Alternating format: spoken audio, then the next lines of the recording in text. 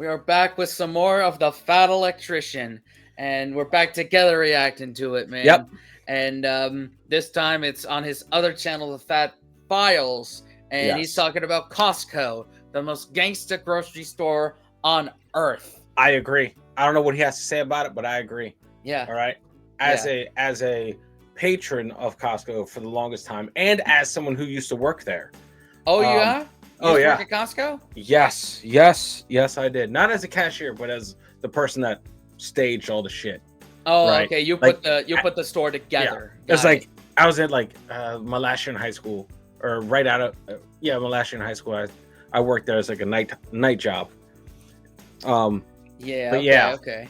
Yeah, I agree.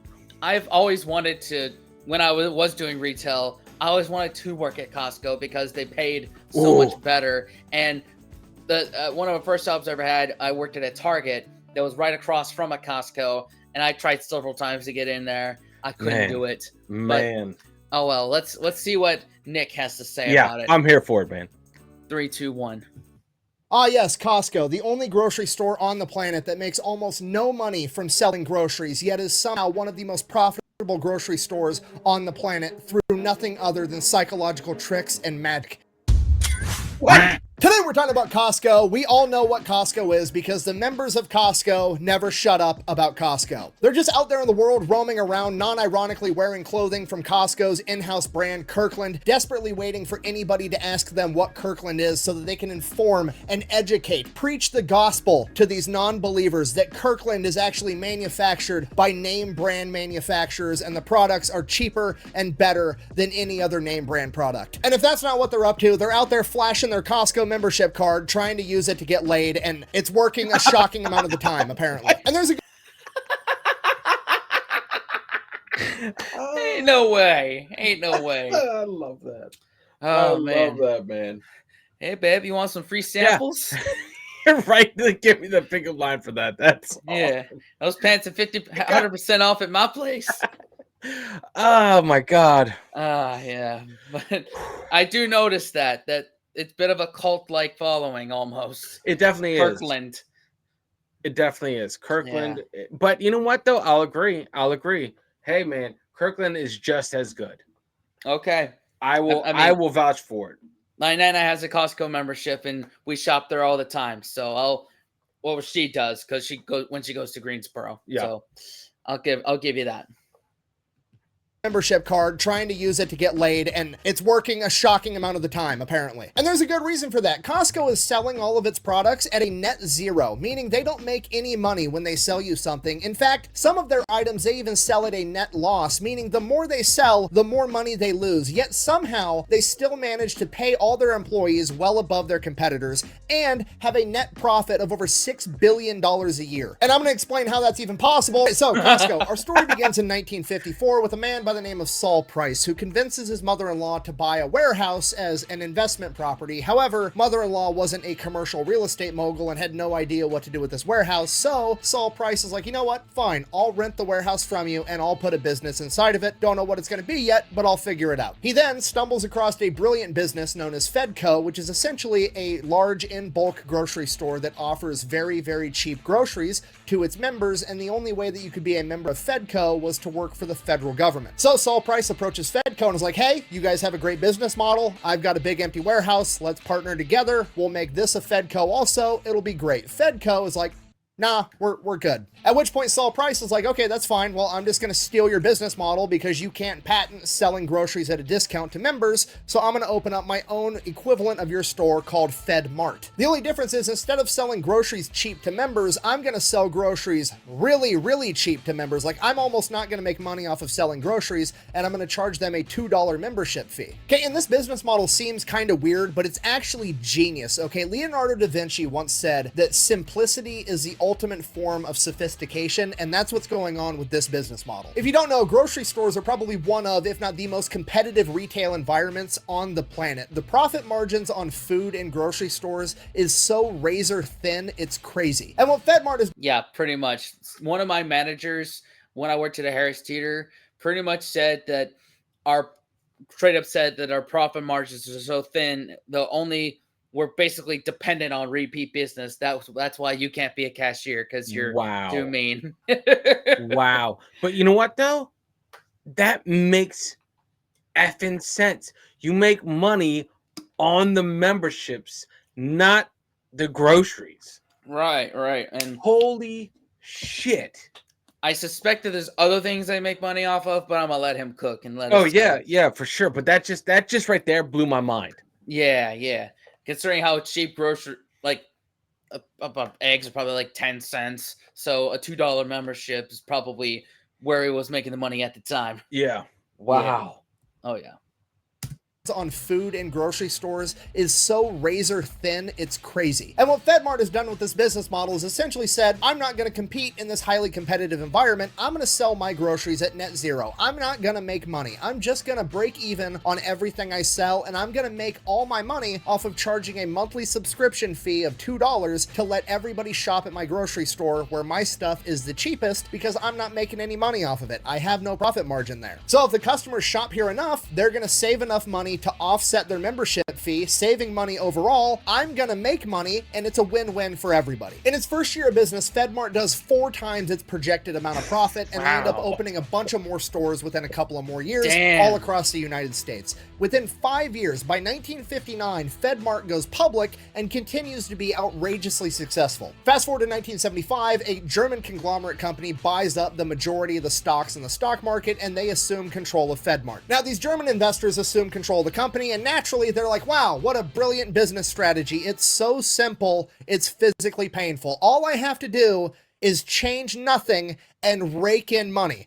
But you know, it'd be cooler if we re-German engineered the entire thing. I bet we could get 3% better performance if we made this like 1,000 times more complicated. So that's what they did. They German engineered the company, and by 1983, completely out of business and shut down. So Salt Price is like, I made a ton of money going public with my business.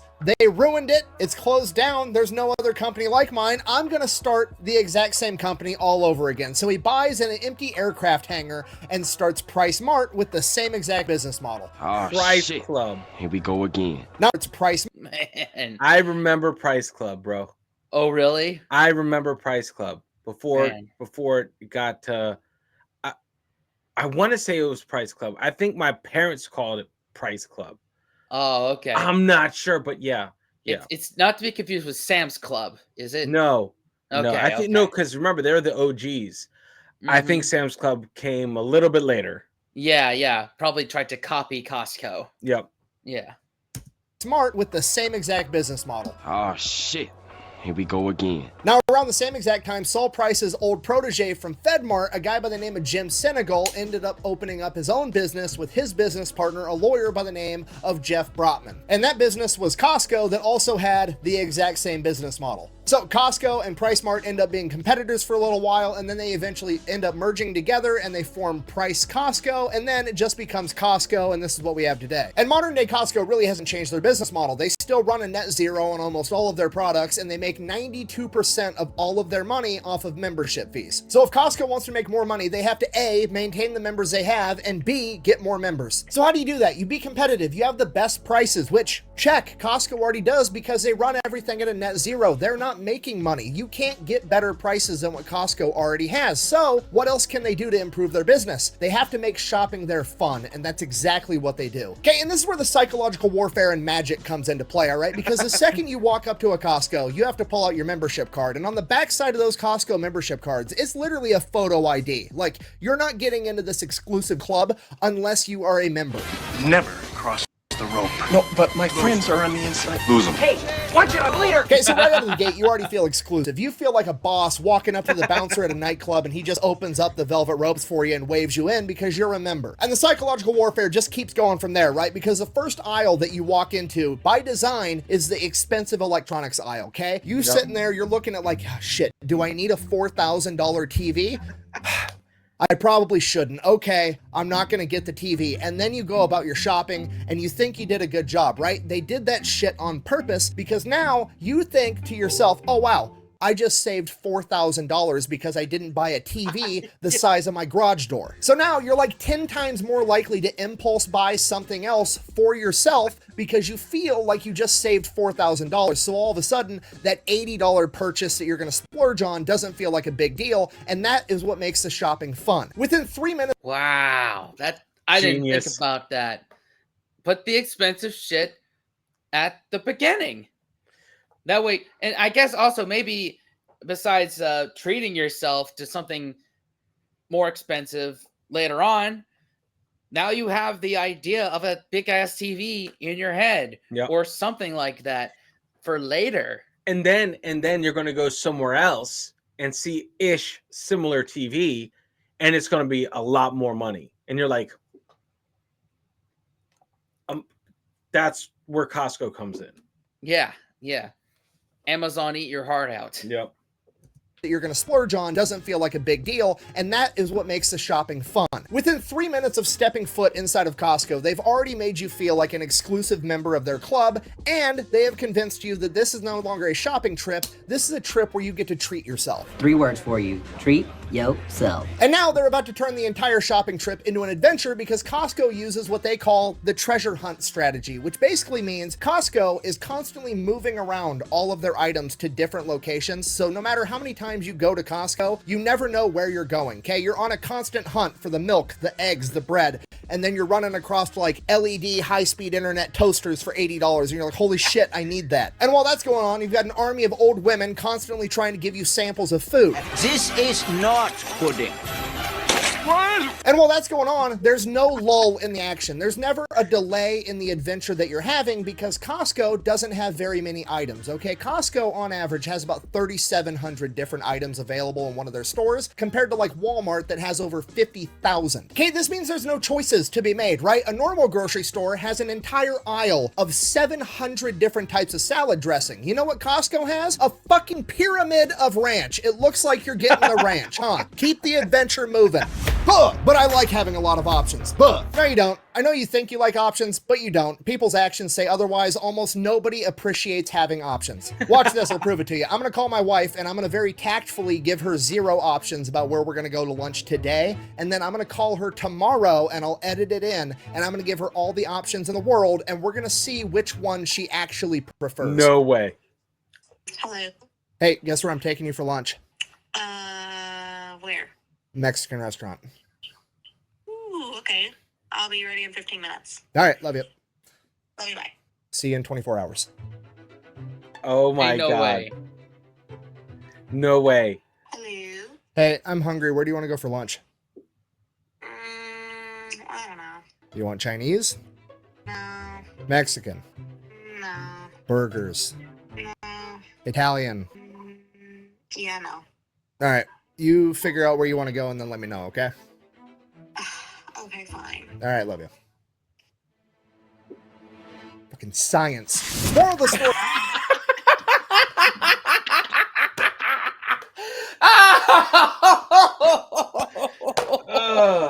No way. No way. Oh my God. Oh, bro. Oh, shit. Mrs. Electrician for the win. Facts, though, man. Facts. I love that. Fucking science. Genius. Love that, dude. That's why I curate a watch later, and you're just like, okay, we'll do it. And if I asked you, you'd be like, we would never make any decisions. Ever. No, it would be watching metal detecting. Yeah, Some shit like that. If I had any control on this. Yeah, that is a good point. Like, if you just see like Heinz ketchup there, as opposed to all the other brands of ketchup, you'll just pick that one.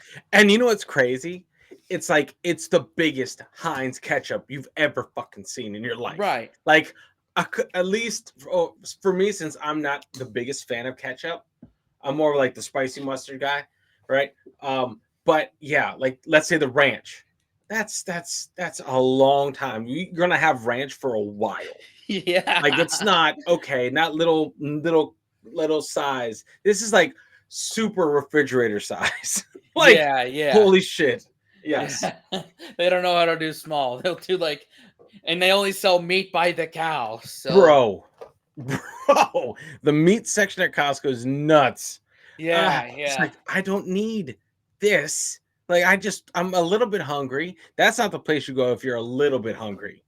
yeah. I mean, dude, my ex, when we were married, I Mhm. had a surgery that didn't allow her to eat for like a week, and what I did was I went to Costco and got a huge ass beef tenderloin and ate off of that the entire week. It's smart though. It's there. The portions are the cuts of meat and the portions are massive. Yeah, Like, yeah. you're Mm-mm. not kidding. You're not kidding. And and to his point about switching stuff around, like you said, you worked at Costco. Yeah. Did you have to switch things around all the time, or Yeah. For no, it to the it made me so mad. Like, really? because we would have like pallets of Coca-Colas and drinks that we would have to essentially move every other day. Like, and Really? granted though, when I went in, I worked night shift. So when I went in, those Costco does what Costco does, and those pallets weren't full. But the new ones Got it. coming in, it's basically like you got to take those 12 that are left over and put them on the other 100 pallets of soda, Oh my and put god. those somewhere else. So Dang. it's crazy shit, man. Yeah, But yeah, that's insane. Ugh, All right, love you. that was insane. Fucking science. Moral of the story, whether people know it or not, they actually hate having too many options because it makes you think, and when you have to stop and think, you have to stop, which breaks up the action, right? If you're having sex with somebody, you don't want them right in the middle of it to be like, hey, did you lock the front door? Like, I don't give a shit. Unless there's a velociraptor that kicks down that door, I'm in the middle of something right now, okay? Let's keep doing this. And this is true for like almost everything, right? You think Ice Cube would be one of the greatest rappers of all time if right in the middle of his song, Today Was a Good Day, he stopped and gave you a fucking pop quiz on geography? No, just enjoy the song and listen to it and you're happy. So when you're shopping at Costco, this is an adventure. This is a treasure hunt and there's no thinking and there's no breaks in the action ever. You're having a blast. And if that wasn't enough, the aesthetic of the overall store is absolutely incredible. Remember going to a normal grocery store when you were a kid and your mom couldn't find something and she goes up to the employee and is like, do you have this? And they're like, no, we don't have it on the shelf. And your mom goes, she says the magic words, oh, can you go check in the back? And you're like, the fuck is, what's in the back? What's going on back there? Guess what? Costco, you're in the back, okay? I'm 99% sure that we're living in a simulation and Costco is the spawn point for all of the stuff. I mean, it's gotta be, right? Costco's got like food and clothes and electronics, you know, the common loot, but they've also got the rare shit that you can go find. So when Mrs. Fat Electrician gets sidetracked smelling 15 different types of candles, I'm going on a side quest to find something cool. What am I looking for? I have no idea. I'll know when I find it, okay? Costco's the only grocery store on the planet that you can just wander off and end up finding a signed jersey from Magic Johnson in 2024 when he retired in 1996, okay? You're just looking at it like, what is happening right now? And then you look. Yeah, that's so true. Like, that's where they make their money, is all this random shit right here. It's so random. It's like the sides are Indiana Jones, right? When they put the Ark of the Covenant back in their storage thing and it zooms out and it's like all these boxes in this warehouse. You're like, that's it. That's what it is. Yeah. Yeah. And I love what he says, like, the whole store of Costco is the back. Yeah. I always hated that. I hated when someone asked, can you check in the back? Literally, sometimes if I didn't feel like checking, I'd go in there, look at my phone for like a couple minutes, and then come back out. It's like, we don't have it. I'm sorry. Yeah, and I'll add this onto everything. The employees don't know shit anyway. They're like, excuse me, sir. I'm sorry. Are you about to interrupt me? I'm moving this ton of product, whatever it is, be it clothes, bread, steaks, cheese, seafood. It's nuts. You're not going to stop him from doing his thing, and he doesn't give a shit about you, right? Because what he's moving weighs more than you, right? And science, but no one knows because they keep moving shit around. There's like only like a handful of people that actually know where stuff is. Right. I could just say, I don't know. Let's look together. And then And they there's get mad. yeah, pretty much. It's like, okay, I have a couple more hours left on my shift, so I'm technically helping a customer. So let's go. Let's go on Yeah. an adventure. Let's go on an adventure. You've leveled up. You know, like I feel like the people that know where shit is should have like a staff, something magical, because Yeah. it's nuts. Something like that.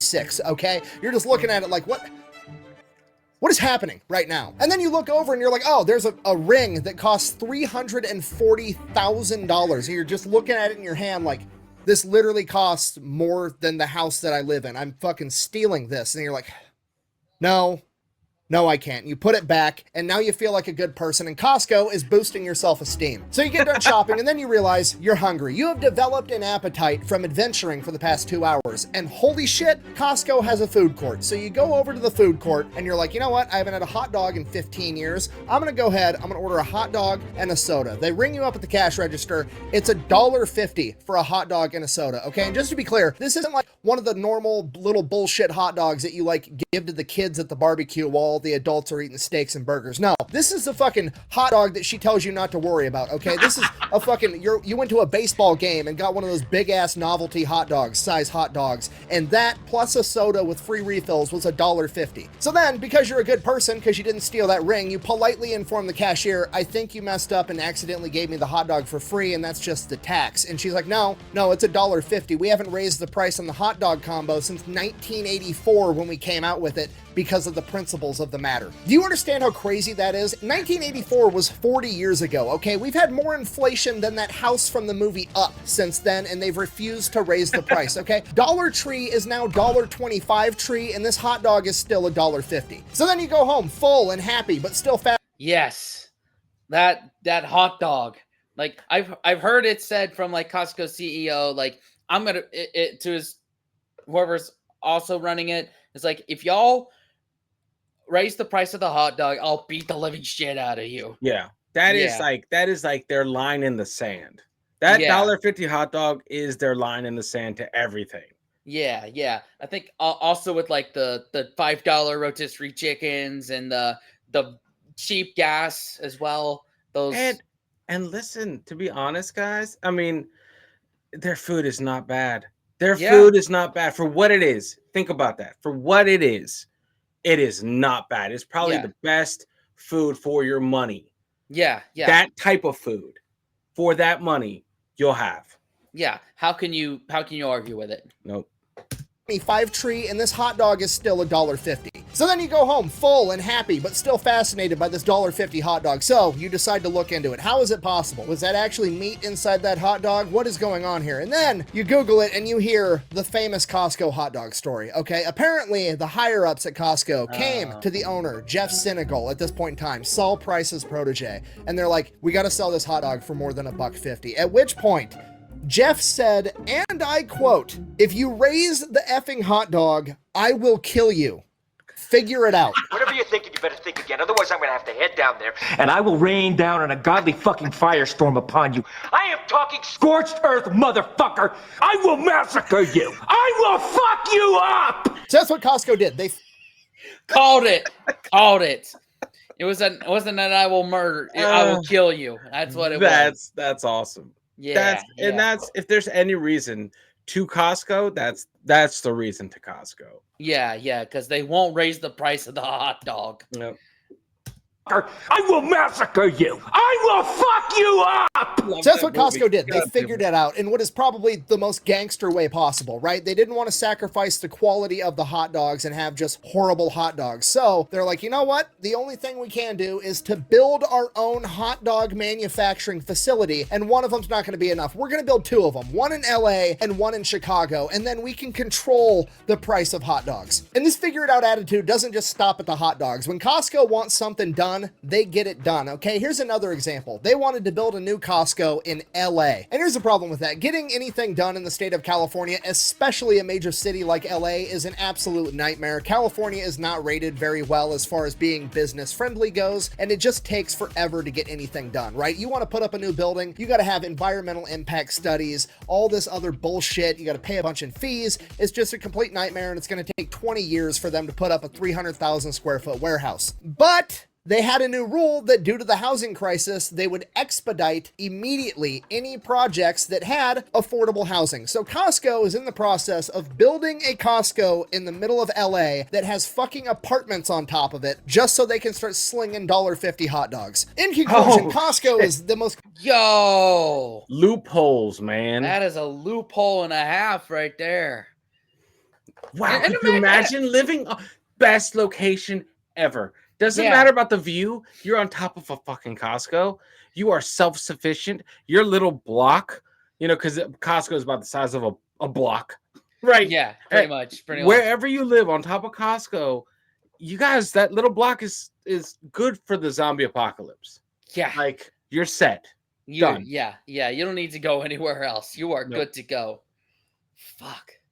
Top of it, just so they can start slinging $1.50 hot dogs. In conclusion, Costco is the most gangster grocery store on the planet. Their slogans are do the right thing and more is more, and that about covers it. Thank you for watching. Best way to support the channel is go buy some merch over at thefatelectrician.com, and from now until August 30th, every single item purchased out of my merch store, whether it's a sticker or a hoodie or a shirt or a beer koozie, is going to get you one entry to win a custom Steelhead Outdoors Fat Electrician gun cabinet. And second place is going to get a custom Steelhead Outdoors Fat Electrician pistol box. And third place is going to get a big care package from Wiley X, my favorite glasses company. So yeah, go buy some merch. Thank you for watching. Quack Bang out. Is there any? Oh. No, there's nothing at the end there, I don't think. Man. Yeah, probably not for Fat Files, but man. The fact that Nick shows us, you know, war stories and all this stuff, and then turns around and talks about, you know, Aldi or Costco or things like that. I appreciate that a lot. It definitely rounds it out. Yeah. And knowing all that stuff, like how they basically don't make any money with groceries, is that blows my mind. Yeah. But you know what though? Since he brought it up, like it makes sense now. Like it's like a fake grocery store. Like it's not a grocery store. The grocery store is just for the consumers. They're not making money on the groceries. Right. They're making money on the memberships, and that's just like, oh, that's perfect. That's the way you run a business. Exactly. Zero. What's it called? Like what I already forgot the name. The word he used. The business word he used. Not zero overhead. Net profit. No net profit. Yeah, and that's genius. Yeah, and yeah, makes me hungry for a hot dog. What about you? Right, man. I'm just always hungry, but I hate food. So yeah, I love food though. But anyway, thank y'all for watching. At the end of this video, we've got a playlist of Fat Electrician reactions. Yep. Some have me on them, some only have him on it. But yeah, if there's more y'all want us to check out from him, put us down in the comments below. Please. And what now, Dan? Unplug and do something legendary. We'll see y'all in the next one. Later, guys.